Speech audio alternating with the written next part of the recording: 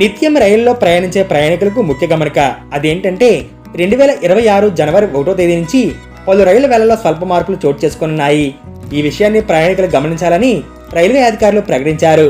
అయితే గతంలో ప్రతి ఏడాది జూలై 1వ తేదీ నుంచి కొన్ని రైలు వేళలను మార్చేవారు. కానీ ఇప్పుడు ఆ సవరణను ఒక 6 నెలల ముందుకు తీసుకొచ్చారు. అంటే జనవరి 1వ తేదీ నుంచి రైలు వేళల్లో మార్పులు చోటు చేసుకోనున్నాయి. దేశవ్యాప్తంగా 1400 రైలు వేళలను సవరిస్తుండగా దక్షిణ మధ్య రైల్వే పరిధిలోనూ 80కి పైగా రైలు వేళలు మారబోతున్నాయి. 3 నిమిషాల నుంచి గరిష్టంగా 30 నిమిషాల వరకు రైళ్ల సమయాలను మారుస్తున్నారు. ఈ మారిన రైలు సమయాలను త్వరలో ఐఆర్సీటీసీ వెబ్సైట్లో అప్లోడ్ చేయనున్నారు. కాబట్టి జనవరి 1వ తేదీ నుంచి ప్రయాణాలు ఉన్నవారు మారిన రైలు వివరాలు తెలుసుకుని తదనుగుణంగా స్టేషన్కు చేరుకోవాలని దక్షిణ మధ్య రైల్వే సిపిఆర్ఓ రాకేష్ వెల్లడించారు.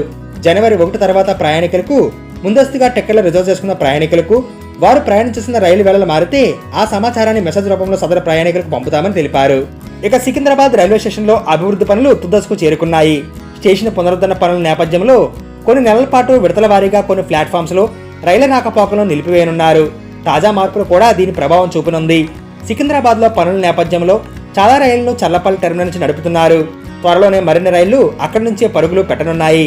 దీంతో కొన్ని రైలు వేళల్లో మార్పులు చోటు చేసుకునే అవకాశం కూడా ఉంది.